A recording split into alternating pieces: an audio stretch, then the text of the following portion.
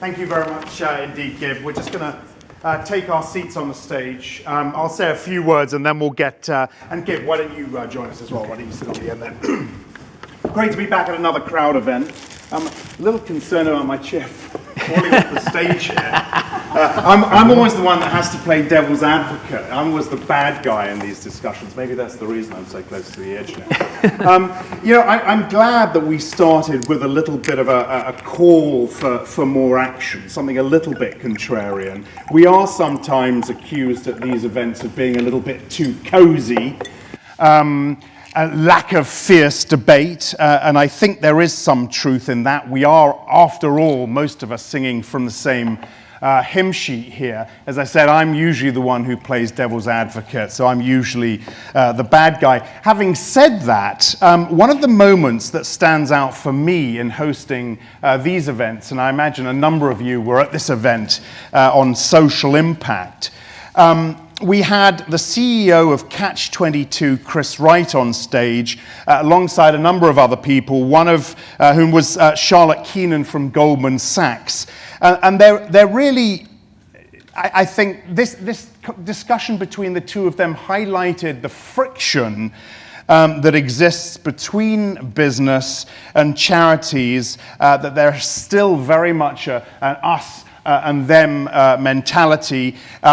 Chris said, and I quote, he's really interested not being prescribed programs, but entering into a dialogue which allows for good business decisions. And he really bemoaned the fact that not enough of this is happening. So tonight, we will, without a doubt, get into that. What more do we need to see from these sorts of partnerships to move this whole thing forward? What can we learn from the partnerships that we have up on stage? What works, what doesn't work, et cetera, et cetera. Let me quickly introduce our panel. You've heard from Gib.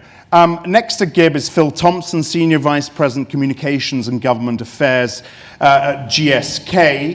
You can get more of an insight into the roles in the program. Tanya Steele is the Interim Chief Executive at Save the Children. And next to me is Miriam Turner, Assistant VP, Co-Innovation for Interface Inc. And I will just explain quickly, and you'll have more of an opportunity, Miriam, to do this. But Interface is a global leader in the manufacture of environmentally responsible modular floor coverings. AKA carpet. AKA carpet. There you go. All right. Look, let me just start with some general questions for each of you, and then we'll hear a little bit more about the partnerships themselves. But we can't get away from this Brexit piece, of course. The recent vote, I guess we can call it, against the establishment.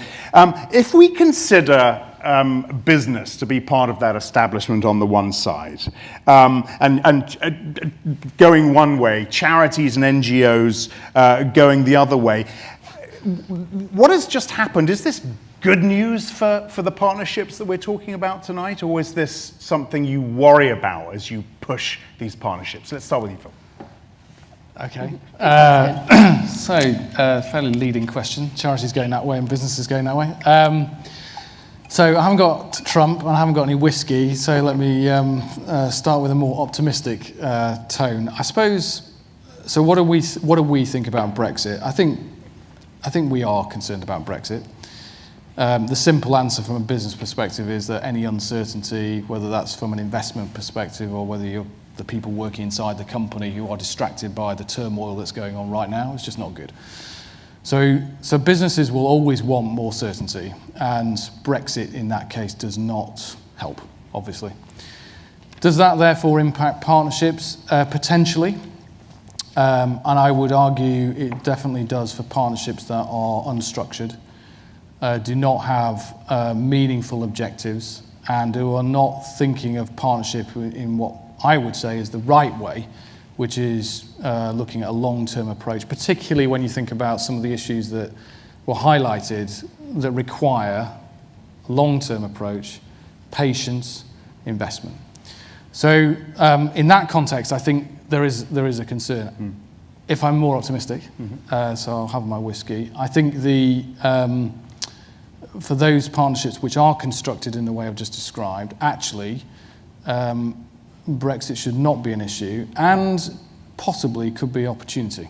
Okay. And I'll finish with the reason why, because if you take any glimmer of hope away from Brexit, it will require a more international outlook. And therefore, some of the challenges and the issues, again, that were highlighted require that international focus. And I think if that plays into how partnerships need to be developed, then that actually could be a positive. All right. Tanya, let's hear from you. And of course, I should say, and we'll get more into this GSK and Save the Children have this very real partnership, which we'll talk more about. But from the charity point of view, rather than the corporate, do you worry now in this new environment? Or do you think this break and maybe this split, if we can characterize it like that, putting business in with the establishment, is the basis for something better and greater on the partnership front?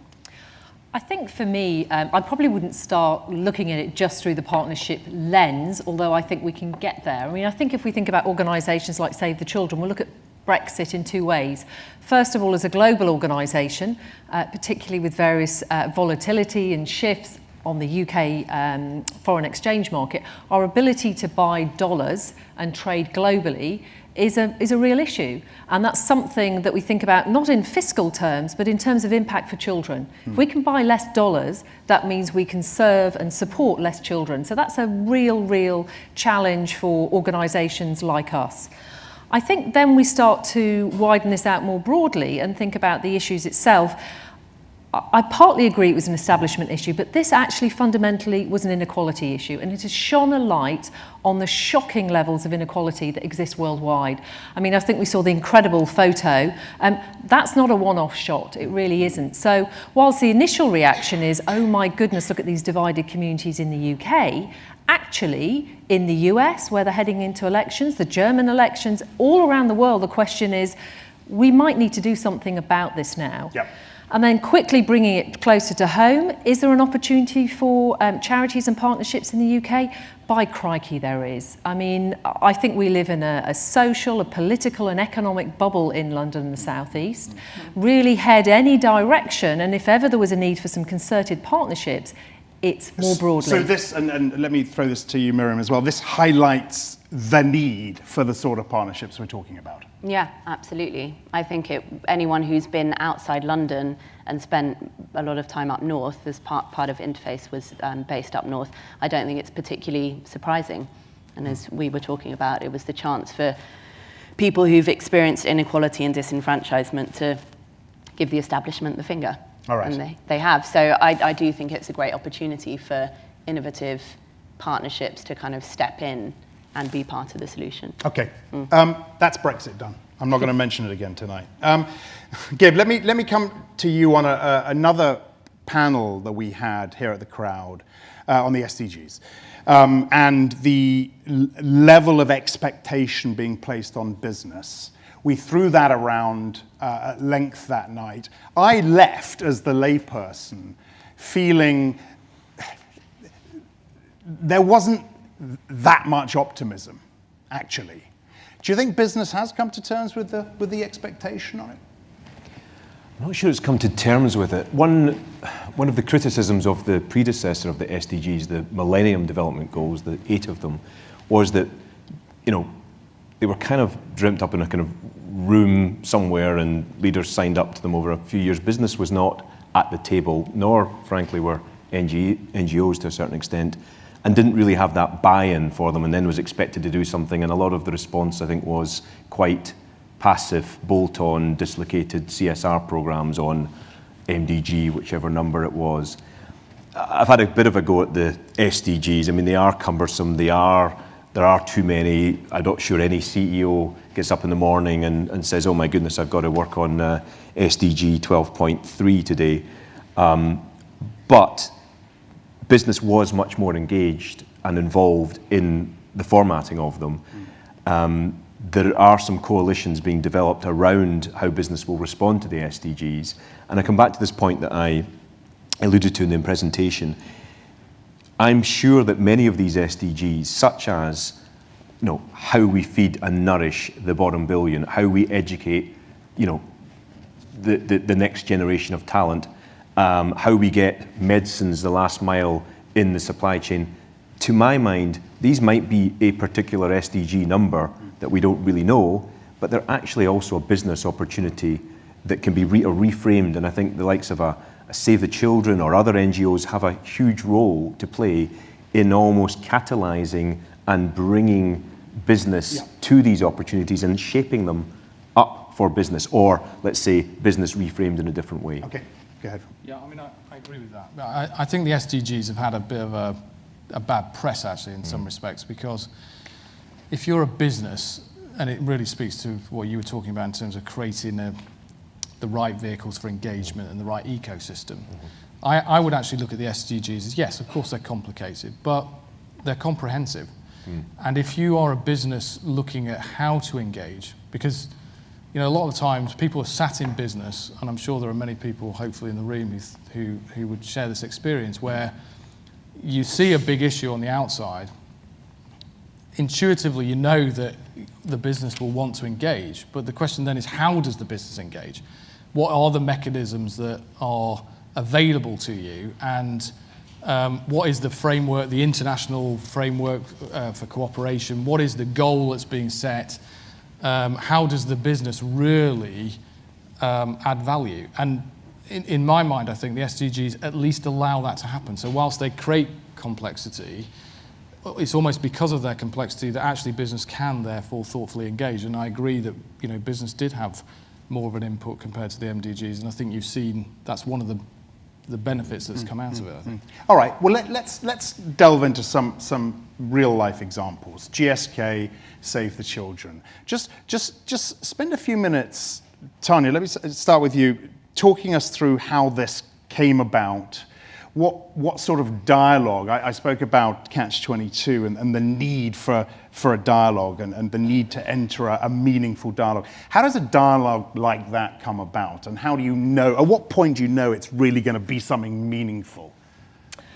So I think if we think about the Save the Children GSK partnership, and perhaps I'll invite Phil to jump in as well, we've been partners for years. So I think we've been on a very long trajectory and had a very good, fruitful partnership.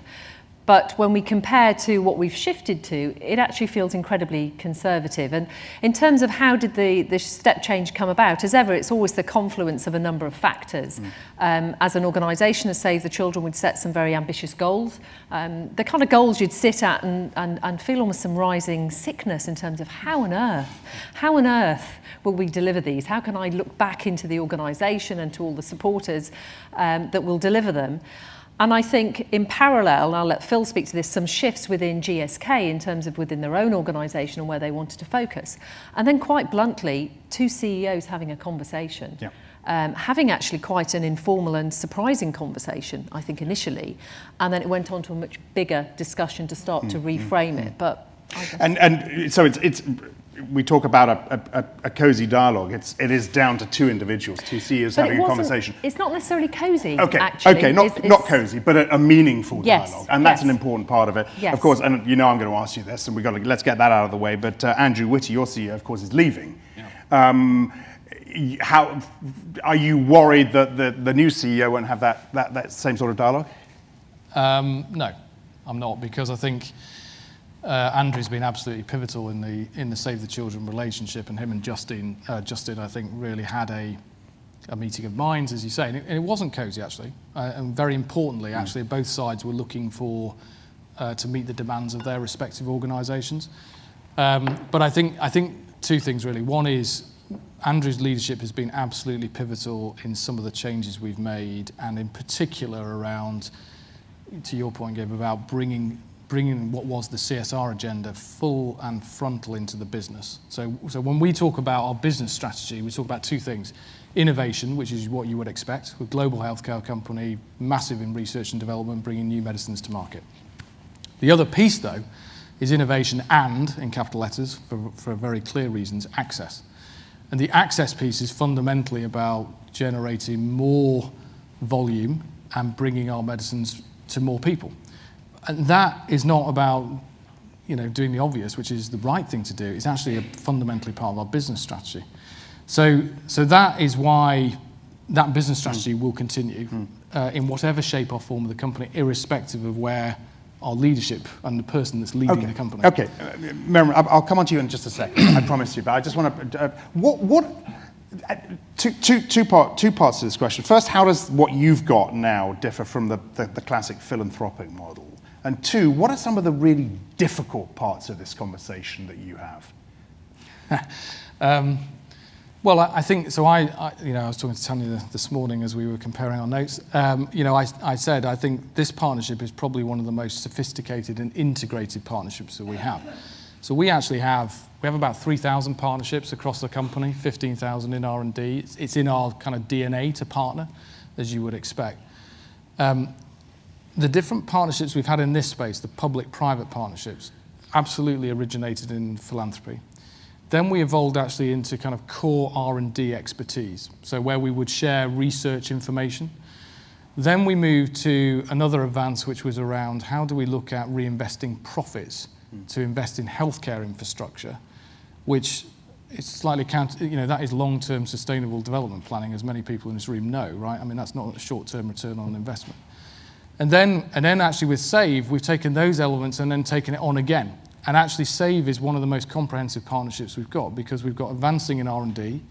We've just launched together, we're about to launch a product that would not have come to fruition if it hadn't been for GSK's development and Save the Children's on-the-ground experience.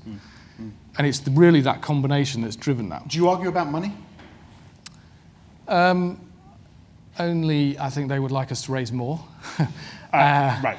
I don't think we do. I mean, I think we've got a very stringent process in place, not just for money, but for where you're going, which is how do you get into the difficulties and how do you argue that? And the governance process is really important. Yeah, very quickly, Dan. Can I come in on that? And I don't say this too often, but actually for me, the money is almost a sideshow. It's a very important investment into the very incredible health facilities that we've put in place, and certainly in terms of the emergency response. But when we look at the insight and experience and expertise brought to us by GSK, we couldn't afford that. There's no way we could ever collaborate and bring that know-how, that R&D and that medicine sign-off chain ourselves. And I think fundamentally, when organisations consider partnerships, and charities particularly, they need to just put a much broader lens on it. I think the funding's important, but it's not the whole thing. Okay, we'll come on again when we look at the partnership model to this in a little bit more detail. Miriam, let's talk about the partnership that you have, and I'm just going to mention what I have here. Networks is the partnership between Interface and the Zoological Society for London, a social enterprise created by the two sides that takes discarded fishing nets and recycles them back into carpet fibre. Now, talk to us a little bit about how this started, and also you call this a true partnership. I mean, what does that mean? Yeah, I'm interested. Who had heard of the Networks program here? So a fair number. Yeah, cool. That's good. I'll tell our communications team. Yeah, we're a different scale to you guys. Interface is a $1 billion business. We manufacture in 6 sites across 3 continents, but we kind of punch above our weight on sustainability. So those of you who are sustainability and the people in the room, I hope will kind of know Interface's rich history in this area. It's certainly what's kept me there for the last few years. So I guess to answer your question about kind of where this whole thing started and how you get a carpet tile company partnering with a conservation organisation, which doesn't immediately make a lot of sense. Well, we were very interested in asking the question of how could a carpet tile address this issue of inequality? How could we go beyond using recycled materials, driving supply chain efficiencies, all that stuff that, to be honest, Interface has been doing for kind of 22 years and led the field on. We were saying, how can we go from doing less bad to more good? Could the humble carpet tile help address some of these issues? And I think it was really a corridor conversation is the true answer to the origination of this, with our then sustainability director, who said to me, Miriam, you've always been interested in this pro-poor, inclusive business, kind of fourth sector-y stuff. Some of your stuff didn't really work very well, but how about working on our yarn, the material that comes from our yarn, it's actually made from the same material as fishing nets. Could you do something with that? And he kind of strode off in his typical way. And I said, oh yeah, that would be interesting. And that would be a way of kind of taking that nutty problem and applying it to core business. And what's true about this partnership?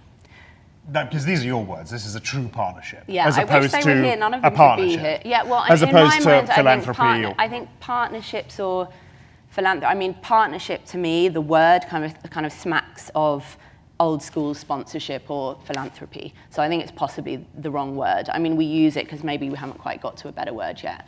But it's really about how can, you know, as Gib said, I think agnostic as to who you are and what constitution your organization is, what can you build together that will serve the world and that will also align strategically, of course, because we have to do that with what each organization wants to do. So when I say a true partnership, I mean it's beyond philanthropy, it's not sponsorship. It was actually in a room saying, crazy idea, could we do fairly traded materials in poor coastal areas? You know, they need other income, the nets are creating havoc in the environment and basically destroying their long-term livelihood, which is the fishing stocks. So could we do this? Give us a sense, Miriam, of how big this could become. You know, how you scale something like this. Actually, you know, I'm sure there's some fascinating stuff here. How many tons of fishing nets have you collected so far? I'm sure you've got that data. Yeah. And how much carpet has that made? And how much carpet has that made as a proportion of all the carpet that you make? Yeah. So the program so far is we're in 27 communities in the Philippines and Cameroon, and that's about 55,000 people who have a cleaner environment because there's this structure now set up for the kind of bringing back of nets. There are about 500 families who have access to finance through the program, because as Gib said, we've kind of walked around the whole statue. It's a three-dimensional thing. It's not really just about the nets, it's about much more than that. So there's the cleaner environment, there's the financial access, and then yes, there's the removing of the nets, which so far in the pilot phase has just reached 100 tons, which would go around the world twice. You know, that's a lot of net if it got there. 100 ton of fishing. Yeah, which is, Wow. you know, of course, tiny compared with the amount of nylon there is in the world, but I think a demonstrator for creating something that is now scalable, that we are now planning to scale to 1 million people, to grow across 10 countries with kind of local change makers and social franchising, etc. So, yeah. Can I just Yeah, come in go with ahead, one quick yeah. point on this? What I really like about this type of partnership is the kind of co-creation thing, not just the sort of the hand-holding coming together, but you've jointly created something new, a new social enterprise, and that's what I'm kind of alluding to around the fourth sector, the new business models, the new entities that are taking some of the DNA of the private sector and some of the DNA of in this case, an NGO, and bringing them into something that is qualitatively different. And I was just going to sort of go on and say I love the partnership that you guys are doing, but almost just to challenge a little bit, Phil, in terms of the access that you said you're working on. My constant frustration with pharmaceutical companies is that it seems to me that every pharmaceutical company is working on access in their own right. You know, so you're working on access for your medicines, and I was at an event where Novartis were talking about their new global access initiative to make their medicines affordable and get them the last mile, and each of the other pharmaceuticals were doing it.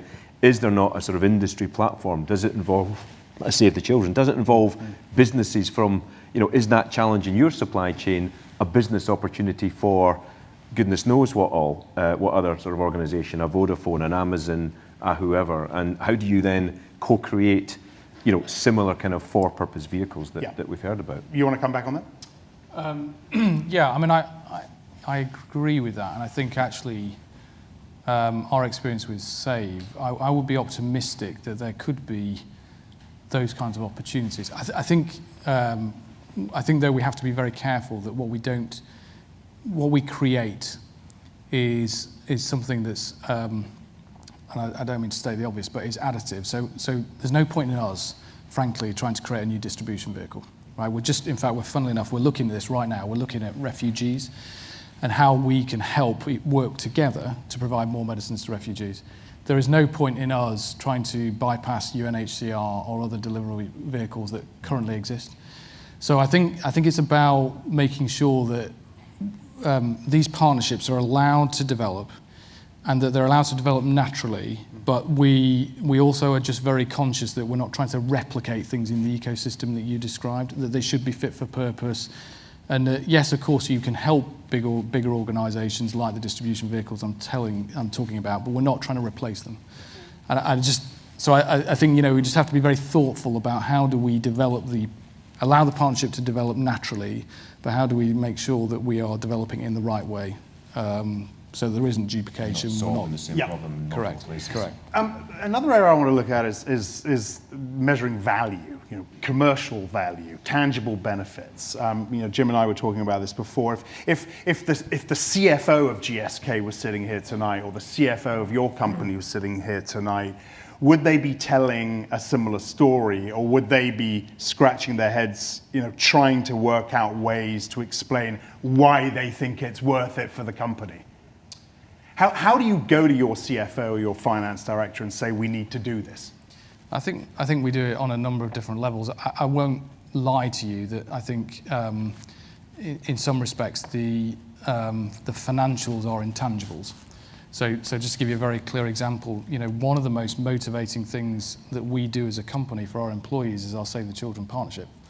And we all know that if your employees are well disposed to the company, you are going to get ancillary effort. And we know that employee engagement moves, because we can measure that, when we start talking about this kind of partnership. Now, that isn't your typical CFO's KPI. No. When they sit in front of the board and they say, hey, guess what? We've helped move employee engagement.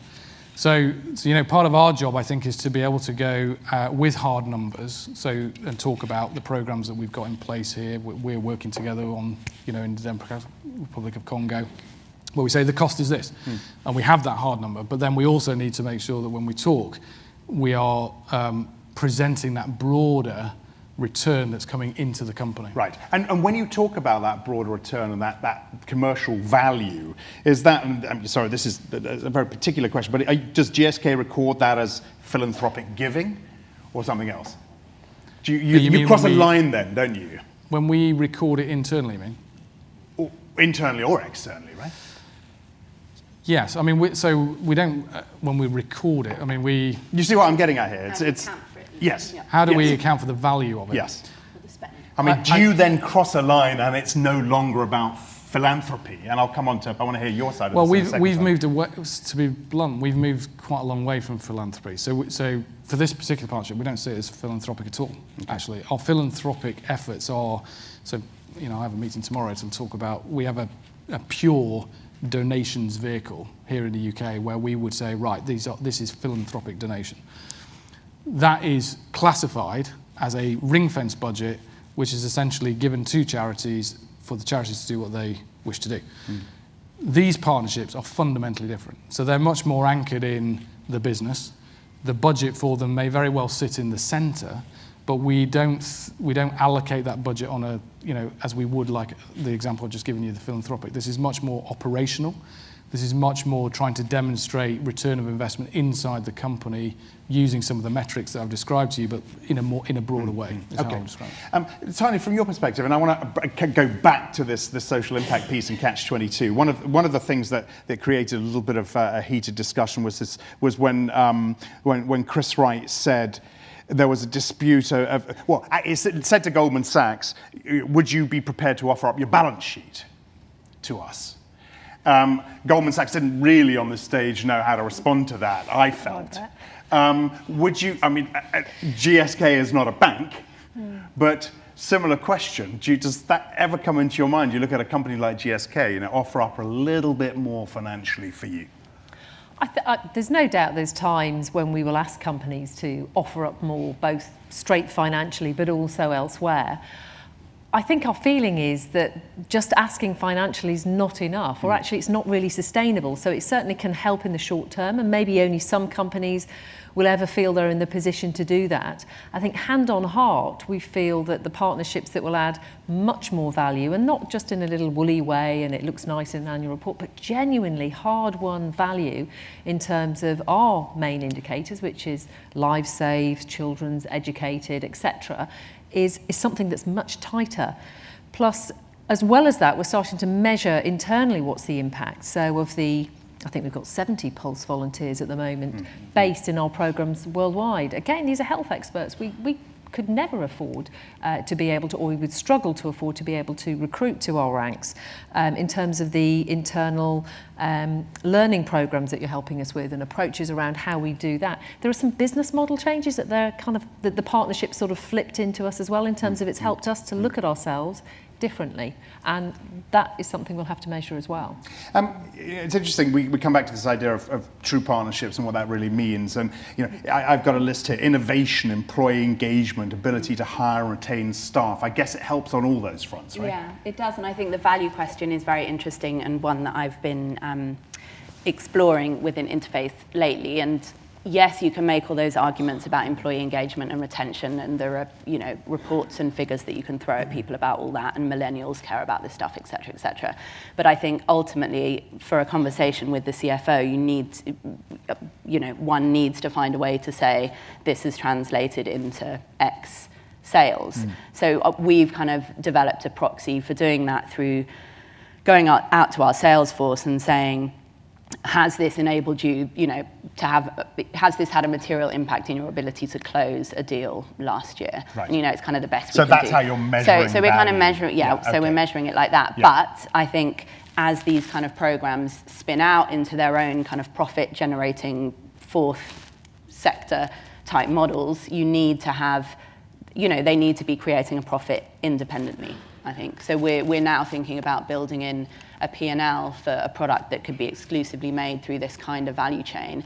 And then my conversation is very much a different one to this is seed funding an innovation project to, it's just one of a portfolio of innovation programs that has cost X and return Y, and you build that investment in.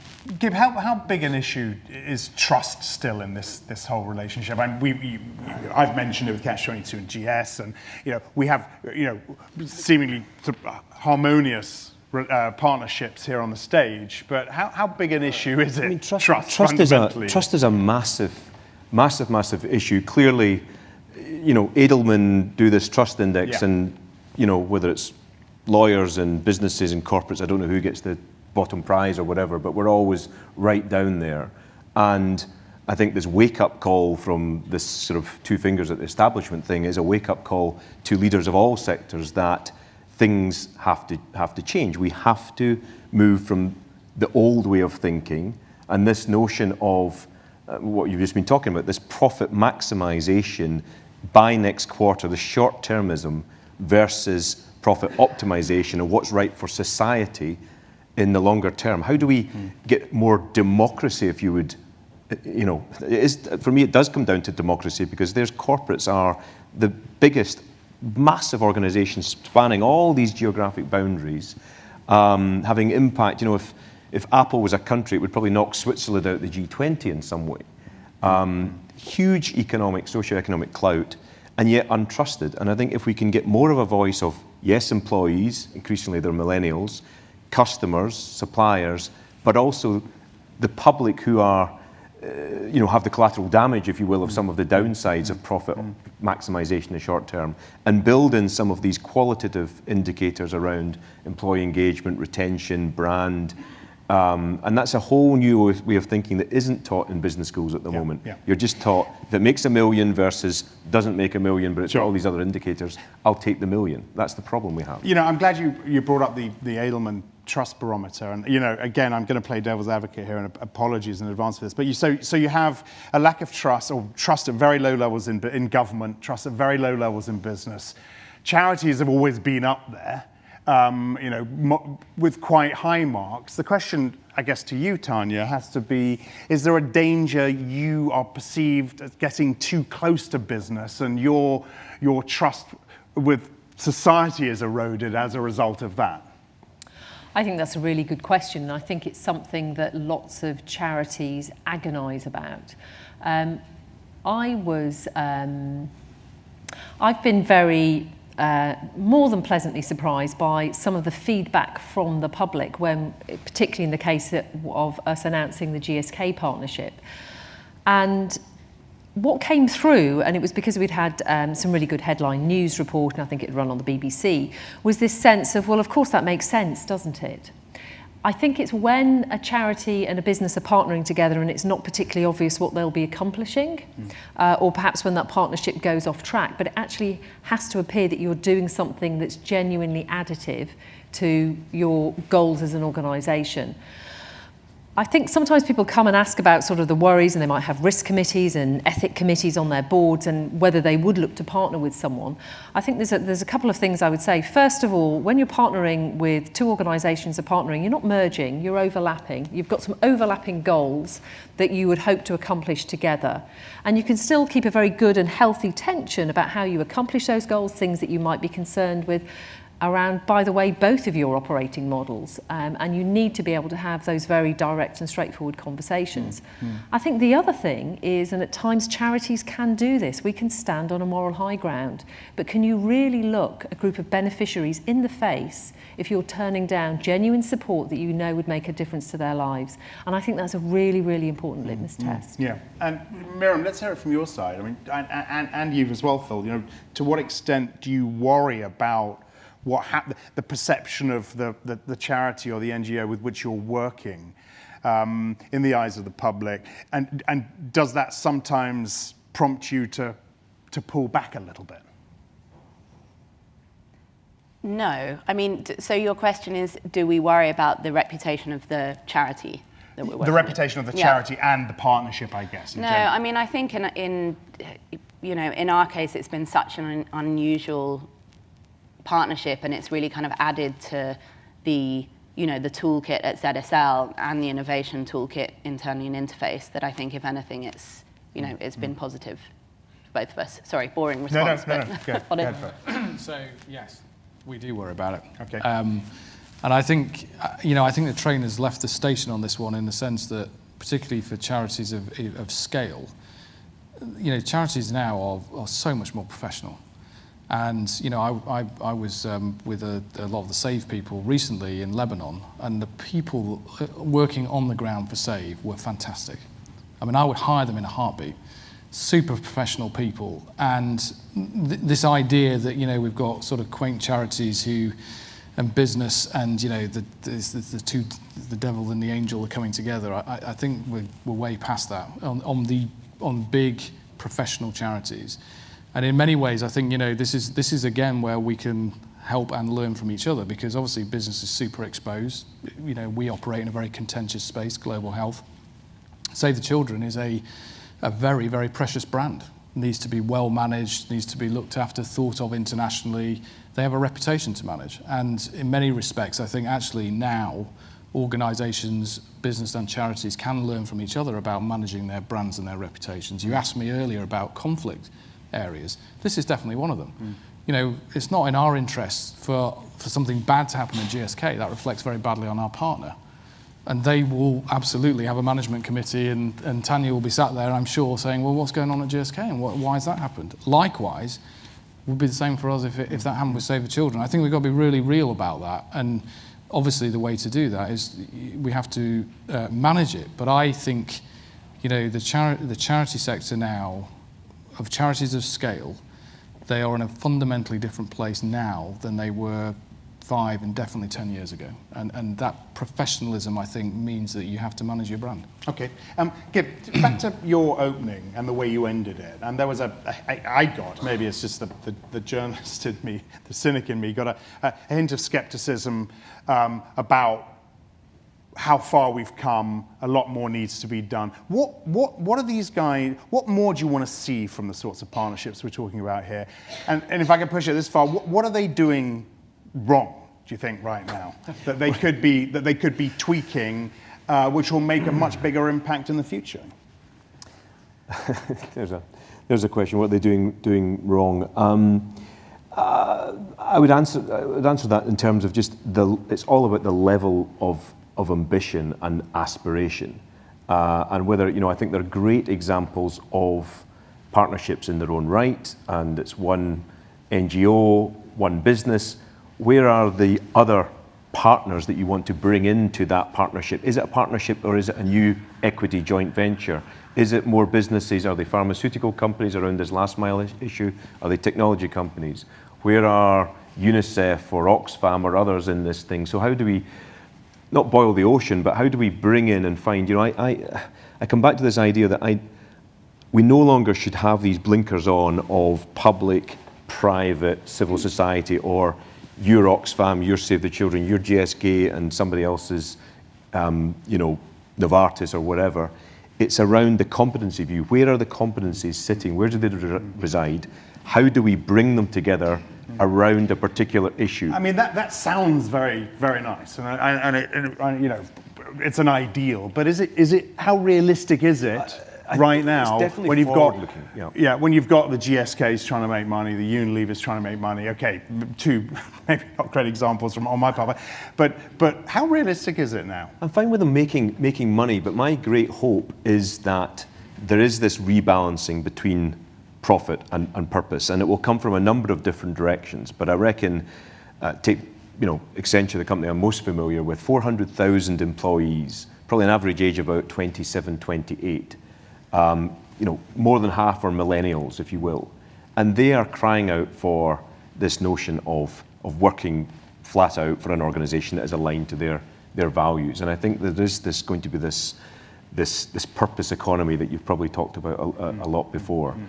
And we need to create the enabling environment for these things to scale so that we can have that rebalancing, so that we can have new legal frameworks for creating these things, so that we can find new instruments that will capture that future economic value, whether it's talent or rural electrification or whatever, and bring it to an investment product that people can invest in today. So there's lots of infrastructure needs to come around to enable these things. Otherwise, they will be islands of great examples sitting on their own, and they won't scale and they won't replicate. But I think finding the right partners to develop the prototype and the demonstrator is really important. Sure. And we could have spent 18 months, 3 years going out, doing partner assessments for thousands of organizations, bringing a mass UN Tesla coalition together. And instead we said, dream big, start somewhere, do something, prove it, and then, save the world. So get on with it. So get on with it and do something. And then leave the door open for bringing others in once you've got the proof. Go ahead, Tanya. I agree with that, but there's an and but, or a but and. I think there's space for a number of models. Sometimes you can get those sort of, the spectre that Gib shared, which at times isn't so far from the truth, dare I say, in terms of these overly complex structures. Sometimes you need some little speedboats that are just going to go off and do. That said, for some of the really big problems, you do need to bring together a combination of government, companies, NGOs and local communities to really make the shift.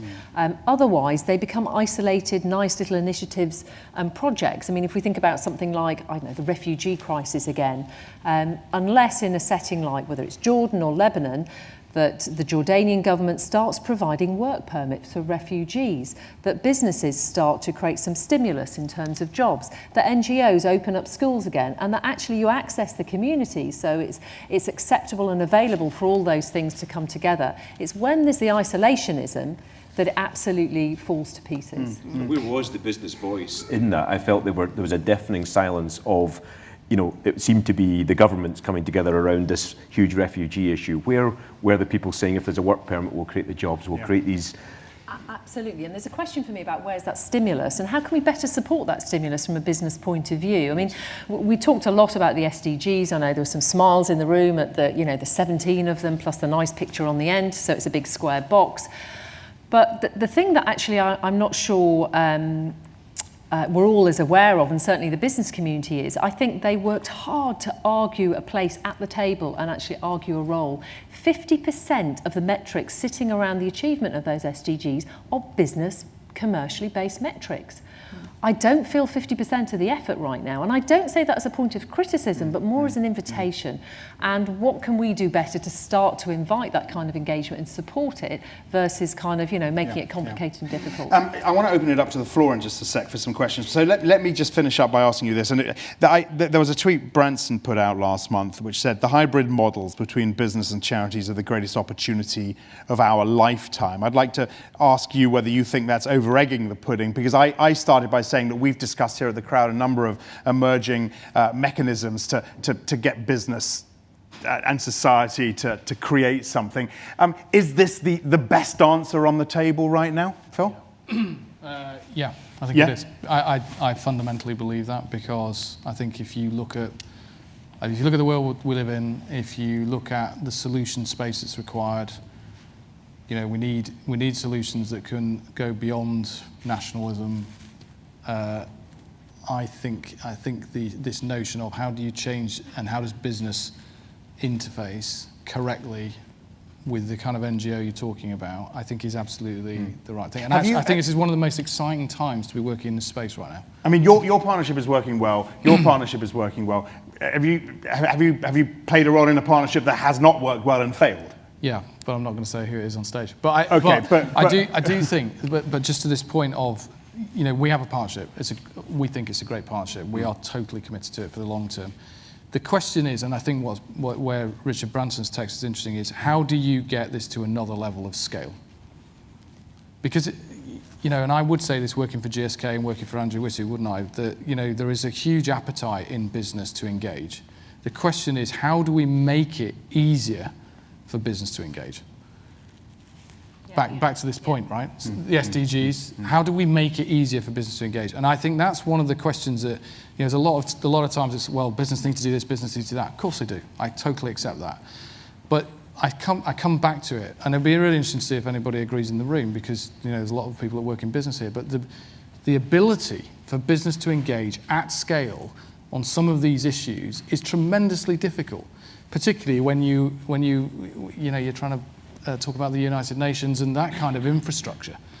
And I think actually, one of the solutions here has to be, yes, coming to this hybrid model, but actually how do you create more opportunity for business to step up and engage? That will be one of the things I would. Okay, good. Yeah, go ahead. Very quickly. Yeah, just to build on that, and how do you develop business people with the competencies to be able to do that? Because any of us who've been through an MBA know that you learn nothing about this. How long are we going to be sitting around tables like this before we actually sit at a table like this and say, we've got the answer and it's actually happening now? We're sort of throwing these things out there, aren't we? We always do. When are we going to be sat here saying, it's really working now? We've given business everything they need with which to engage properly, so no excuses from business anymore. When are we going to reach that point? I'm not sure you do, actually. I'm not sure you, because actually if we think that, then I think we may have actually messed it up. Yeah. I think this is about a continuum. Okay. So I think if we were all, to wind back 5 years ago, we would be looking at this and thinking, actually, this is progress. Okay, good. All right. But we need to accelerate the progress, and we need to keep on this, I think, and get to that kind of ambition he's talking about.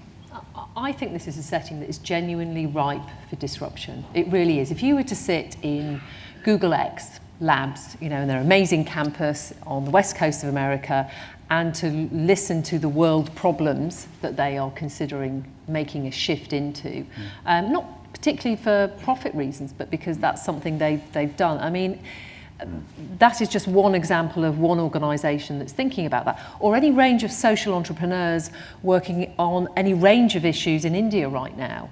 So I actually think that some of those shifts are already there. The question is, are we going to join in with it as well, or are we going to sit on the sidelines with our arms folded? Okay.